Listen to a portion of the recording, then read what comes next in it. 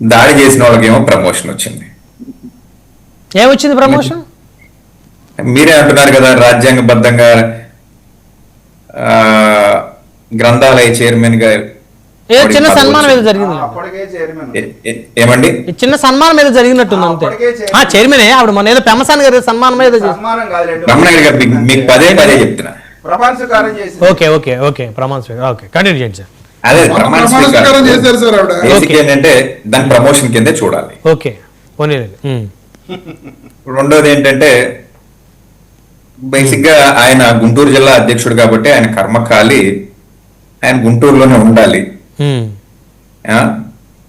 కాబట్టి ఇంకా ముందు ఇంకా ఎటువంటి దాడులు జరుగుతాయో కూడా చూడాల్సిన అవసరం ఉంది. ఎందుకంటే మళ్ళీ దాడి చేస్తాము అని చెప్పేసి అధికార పార్టీ ఎమ్మెల్యే గారు చెప్పారు కాబట్టి దానికి సంసిద్ధంగా ఉండాలి అని చెప్పేసి ఒకటి చెప్పడం మనకు ఆవశ్యకత. స్వతహాగా కాపు కాబట్టి ఎవడు మాట్లాడినా ఆయన కాపు కాకుండా పోవడం. సరే కాపు నాయకుడా కాదా అనేది ఎప్పుడు నాయకత్వం ప్రదర్శించాల్సిన టైంలో ప్రదర్శిస్తే నాయకత్వం అనేది ఆటోమేటిక్ గా వరిస్తుంది. ఆయన అధికారంలో ఉండగా గుంటూరులో మీకు తెలుసో లేదో వంగవీటి మోహన్ రంగ విగ్రహాలు రాష్ట్ర వ్యాప్తంగా ఉంటాయి, కానీ కర్నూలులో గుంటూరు సిటీల్లో చాలా తక్కువ ఉంటాయి.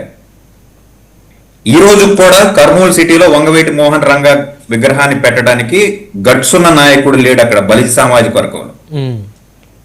దేహి అని అర్థిస్తున్నాం, స్థలం ఏమండి విగ్రహం మేము పెట్టుకుంటాం అని చెప్పేసి టీజీ వెంకటేష్ గారిని కానివ్వండి, టీజీ భరత్ గారి చుట్టూ ఈ రోజు కూడా రౌండ్స్ తిరుగుతూ ఉంటారు కోనేడు వెంకటేశ్వర్లు అని చెప్పేసి అక్కడ కాపు నాయకుడు, మీ కూటమి నాయకుడు, తెలుగుదేశం పార్టీలో ఉన్నటువంటి నాయకుడు. 4 గజాల స్థలం లేదు. ఈ రోజు 3 బడ్జెట్లు వచ్చి కాపు నేస్తానికి నిధులు లేవు. అదే ఎవరు ఇవ్వలేదని చెప్తాను.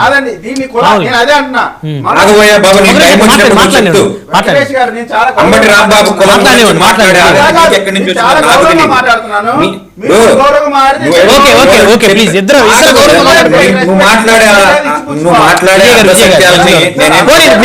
మీరందరూ సుదీర్ఘంగా మాట్లాడారు.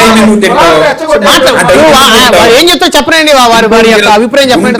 జిల్లాలో ఇందాకేమో జనసేన పార్టీ నాయకులు సత్తెనపల్లి నుంచి తంతే ఇక్కడికి వచ్చి పడ్డాడు, గుంటూరు వచ్చి పడ్డాడు. సార్ నల్లంగా శ్రీనివాస్ గారు సత్తెనపల్లిలో తంతే కాదు వచ్చింది, సత్తెనపల్లిలో తన్ని వచ్చాడు ఇక్కడికి. మీకు తెలుసో లేదు, సత్తెనపల్లిలో తన్ని ఇక్కడికి వచ్చాడు గుంటూరు. ఆ సామర్థ్యత ఉంది అని చెప్పేసి ఎవరిని తన్నాడో ఎలా తన్నాడో కావాలంటే 2014 ఎలక్షన్కి వెళ్ళి అప్పటి వీడియోస్ తెప్పించుకోండి, అర్థమైందా? అది ప్రమోషన్ మీద వచ్చింది. కాబట్టి మీ కులపోడిని ఇప్పుడు మీ పార్టీలు వేరైతే పార్టీలు భావజాలం మీద ఆధారపడి నడుస్తాయి. జగన్మోహన్ రెడ్డి భావజాలం ఒకటి, పవన్ కళ్యాణ్ గారి భావజాలం ఒకటి, చంద్రబాబు నాయుడు గారి భావజాలం ఒకటి. భావజాలం నచ్చితే ఆ పార్టీల్లో కొనసాగుతాం, అంతేగాని అక్కడ తంతే ఇక్కడికి వచ్చి పడ్డాడు, మరి భీమవరంలో తంతే పిఠాపురం వచ్చి పడ్డామా అని అంటే చాలా చిరాగ్గా ఉంటది. ఎందుకంటే పవన్ కళ్యాణ్ గారి స్టామినా ఏంటో మాకు తెలుసు కాబట్టి మేము మాట్లాడం. అలాంటి చౌకబారు విమర్శలు మేము చెయ్యం. బికాజ్ మా కులపోడే పవన్ కళ్యాణ్ ఎవరు కాదనుకున్నా పార్టీలు వేరే ఉండొచ్చు, మేము వేరే పార్టీ అభిమానులు అయి ఉండొచ్చు, లేకపోతే మేము అదే కులంలో ఉన్నాం కాబట్టి మీరు ఏ పార్టీలో ఉన్నా ఎవడి కాళ్ళు పట్టుకున్నా ఎవరితో కూటమిలో ఉన్నా మా కులపోడే పవన్ కళ్యాణ్. ఇదే నేను చెప్పినా, రజనీ చెప్పినా, లేకపోతే అంబటి రాంబాబు చెప్పినా. అంబటి రాంబాబు ఇంట్లో పెళ్లి అయితే ఇదే పవన్ కళ్యాణ్ వెళ్తాడు, చిరంజీవి గారి ఇంట్లో ఏదైనా ఫంక్షన్ అయితే అంబటి రాంబాబు వెళ్తాడు. కాబట్టి మీ రాజకీయాలు మీరు ఎలా అయినా చేసుకోండి.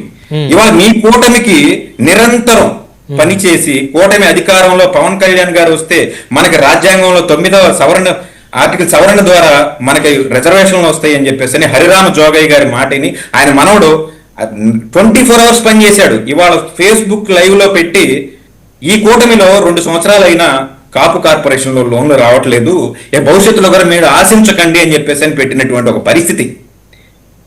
అలాగే మా గుంటూరులో మనోహర్ తోట అని మీకు బాగా పరిచయం ఉన్నటువంటి వ్యక్తి ఈ రోజు కూడా గత జగన్ గారి గవర్నమెంట్ లో విదేశీ విద్యా రుణాలు రాలేదని నాతో పలుమార్లు విభేదిస్తూ ఉంటాడు. మరి ఈ 2 సంవత్సరాల్లో కూడా రాలేదని ఆయన కూడా బాధపడుతున్నటువంటి పరిస్థితి. మిమ్మల్ని మీ పార్టీని కులం పరంగా మిమ్మల్ని బలపరిచిన వాళ్ళందరూ ఈ రోజు దేహి అని చెప్పేసి బడ్జెట్ లో ఎందుకు దేహనాశ పరిస్థితి వస్తుంది సార్?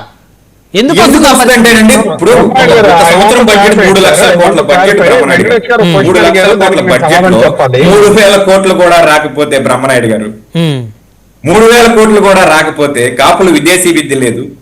పవన్ కళ్యాణ్ గారు ఏం చెప్పారంటే నియోజకవర్గానికి ఒక 100 మంది కుర్రోళ్ళని తీసుకుంటాం, ఆ 100 మంది కుర్రోళ్ళకి ఒక్కొక్కటికి 10 లక్షల రూపాయలు చొప్పున లోన్లు ఇప్పిస్తాం, వాళ్ళకి స్వయం ఉపాధి ఇప్పిస్తాము అని చెప్పేసి అని అన్నారు కదా.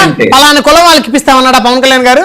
నో నో నో నో నేను చెప్పేది ఏంటంటే ఈ 100 మందిలో కనీసం 10 మంది కాపులు ఉంటారు కదా, కాబట్టి వాళ్ళ రిప్రజెంటేటివ్స్ గా మాట్లాడుతున్నాం. మాకు రాజకీయాలు అవసరం లేదు, మాకు రాజకీయాలతో పని లేదు, మాకు నిధులు కావాలి, మాకు రిజర్వేషన్ కావాలి, అధికారంలో మా వాడు ఉంటే మాకు ఏదైనా జరుగుతుంది అని చెప్పేసి అని అందరూ గుడ్డిగా మిమ్మల్ని ఫాలో అయ్యారు. ఇంకా 3 సంవత్సరాల టైం ఉంది, 2 సంవత్సరాలు పోతే పోయింది.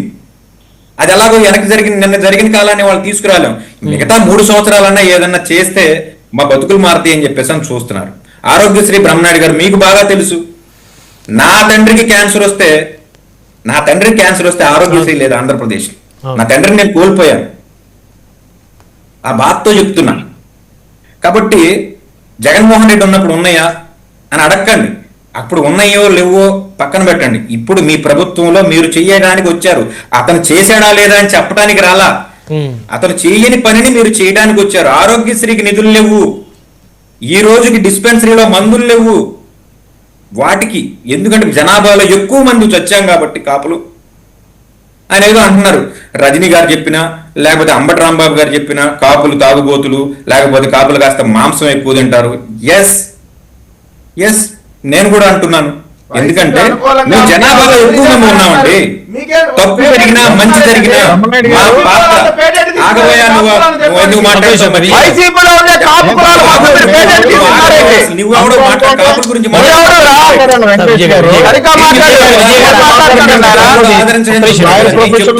మేము జనాభాలో ఎక్కువ మంది ఉన్నాం బ్రహ్మనాయుడు గారు ఈ రాష్ట్రంలో. మా పాత్ర ఉంటుంది, బాధితులు కూడా మేమే ఎక్కువ మంది ఉంటాం. ఎందుకంటే ఒక నాయకుడు కారుతో గుద్ది చంపాడు, అక్కడ బాధితుడు కాపు. ఒక నాయకుడు చంపి చెన్నైలో పార్సిల్ చేశాడు, అక్కడ చచ్చిపోయింది కాపు.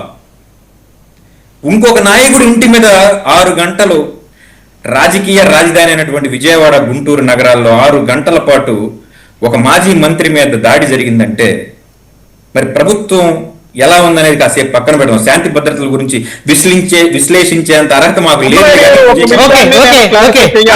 అక్కడ బాధితుడు కాపు కాబట్టి కులం పరంగా మాట్లాడుతాం. బాధితులు ఒక కాపు కులంలోనే కాదు, అందులో భాగంగానే అనంతబాబు ఒక దళితుడిని ఇంటికి దోటలు